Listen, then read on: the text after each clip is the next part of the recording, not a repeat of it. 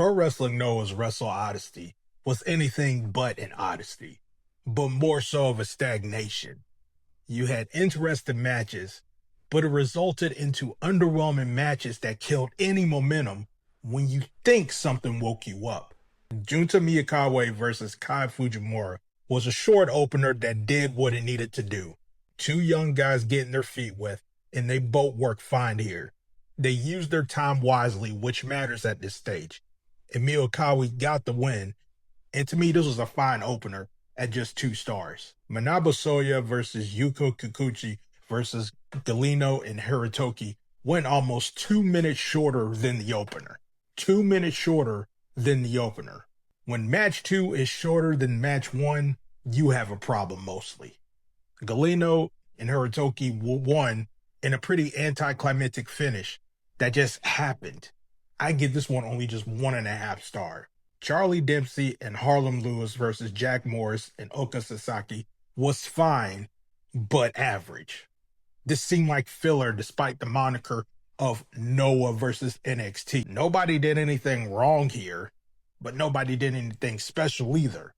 It was just there on the card between other matches. I give this one 2.5 stars. HAYATA and Tetsuya Endo versus Shun Skywalker and Takashi Sugiura was disappointing for me.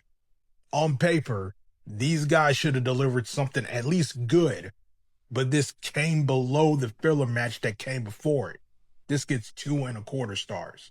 Alpha Wolf and Dragon Bane versus Daga and Daki Odishima for the GHC Junior Heavyweight Tag Team titles woke this crowd up finally and turned into a fun match. Daga and Daki won the titles with a roll through, and there was some nice back and forth action and spots with the crowd wanting the upset, in which they got. This was what the show needed after 4 matches of nothing at 3.75 stars. Kazuhiko Fujita versus Minoru Suzuki sucked. They struck back and forth, and then the match ends on a no countout in a short match. Why care? This gets 1.25 stars.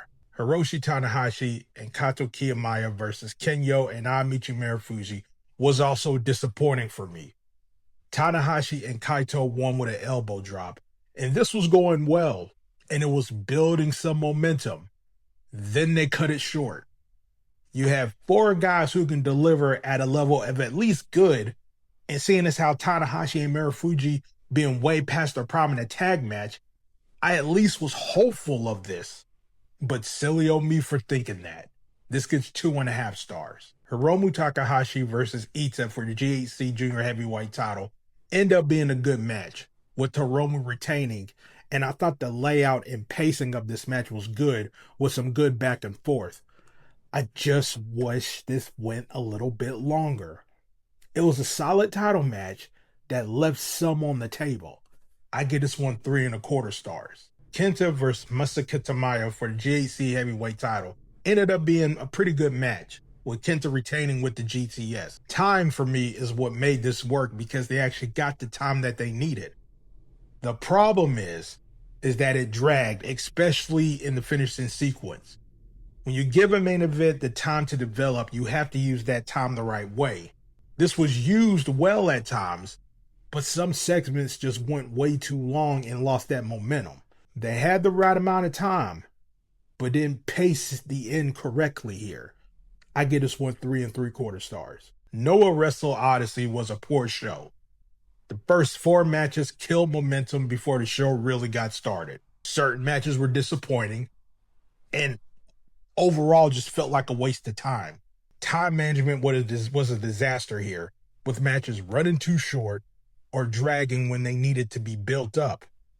The junior tag title match woke the crowd up, then Fujita and Suzuki killed that momentum immediately. The 2 title matches at the end provided quality, but you're trying to recover from too much mid-wrestling earlier in the show. Nothing broke through as exceptional or memorable here.